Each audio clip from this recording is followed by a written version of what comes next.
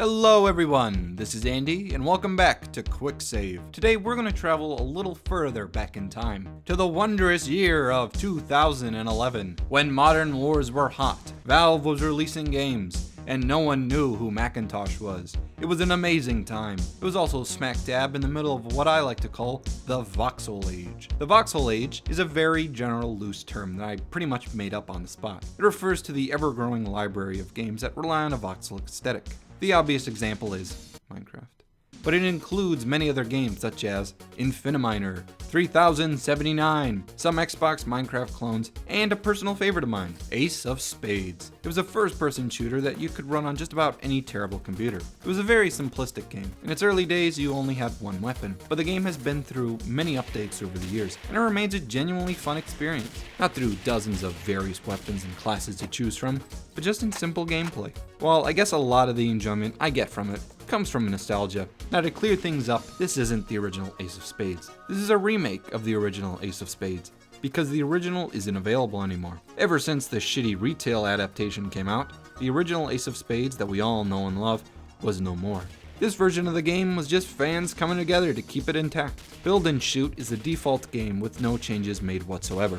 Same graphics, same glitches, same everything. It runs on the VoxLab engine and uses genuine voxels as opposed to polygons. It's pretty interesting. For some odd reason though, it can't render any resolution that's beyond 1280 by 960. Anything bigger and the game will explode or something. And if you set it to 1280 by 960, it stretches all weird and distorts the screen. So this version of the game is coming to you in glorious 720p. Another project called Open Spades was made to make the game run on high resolutions with many modern features. Anti-aliasing, volumetric fog, bloom, etc. Now, even though this engine uses polygonal rendering, it can still connect to people who are using the old VoxLab engine. You can switch engines and play in the exact same servers with no issues, so not even I can understand how this witchcraft is possible. The basic gist of the game is this. There are two teams, usually green and blue, 3 weapons, rifle, SMG, or shotgun, and whoever captures the intelligence the most amount of times wins. The biggest aspect from the game comes from the destructibility of pretty much the entire level, all thanks to your trusty spade. It becomes pretty clear early on in the game that building and digging is a vital strategy. For example, when fighting across a huge open field, you'll often see quickly built barricades and trenches. Actually, this game might be up there as a good simulation of World War I tactics. The best gun in the game is by far the standard rifle. The submachine gun is good at medium to close range, as is the shotgun, but the rifle is deadly and accurate at any distance. The original version of the game had the rifle as the only weapon, so it remains the most useful. From any distance, a headshot is an instant kill, as is the case with real life. Trust me, I know. And even if you miss, all you need is a couple of body shots to take a guy down.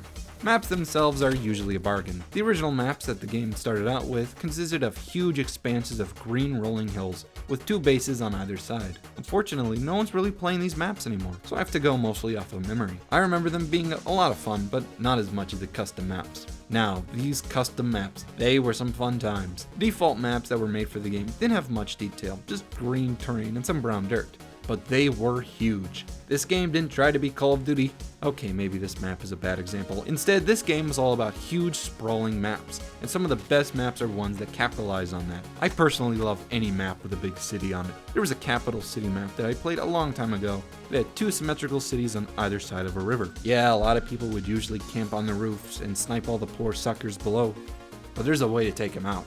As with real life, if you take down the structural supports of any building or tower, the whole thing comes crashing down gloriously. Awesome. I admit, this never gets old. This is the main reason why you never see any tall, thin sniper towers being built right on the front lines. Everyone loves to stay in their trench. Hallway is a map that I always see way too many people playing. The entire map is one small corridor between either side with a ceiling that you can snipe from on top. In fact, there's actually a lot of these kinds of maps. Abstract levels with little strategy involved. Oh, I love these kind of race maps. Babble and Push are 2 main game modes, and the basic objective for both involves each team trying to reach an area before the other. On this map, players are trying to reach an elevated platform with the intelligence perched right up there for the taking.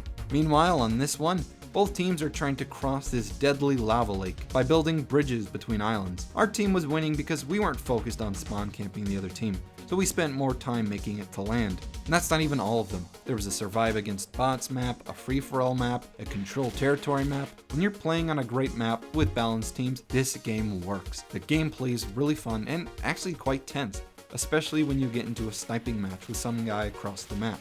Or when you decide to flank the enemy by digging a hole under them, and you can hear all the sounds of them walking around on the surface. Ace of Spades has a small community as it is, and it's only going to get worse. There are far too many games that are trying to appeal to the Minecraft Call of Duty demographic, aka the lowest common denominator. Games like Blockstorm, a game so horribly named I completely forgot I even owned it. To play it is very simple. If you want to open Spades, the updated modern version, you can download it right for free. It can be a little demanding, especially when you have volumetric fog on, so if you want a low-tech solution, then download the Build and Shoot launcher. This plays the original game with the original voxel engine. Now, it has low resolution, it's very finicky to configure, but I still love this version, mostly due to nostalgia. God, I have some great memories of playing this game on Saturday mornings and hearing those old school sound effects. Yeah, it runs like shit, but it has a certain charm to it. You can get either of these versions absolutely free. I did find a bug with installing the Build and Shoot launcher, and I had to install an earlier version, so I'll provide a link in the description. That was Ace of Spades, a nice walk down memory lane. Go play it now, but not the Steam version. Anything but that.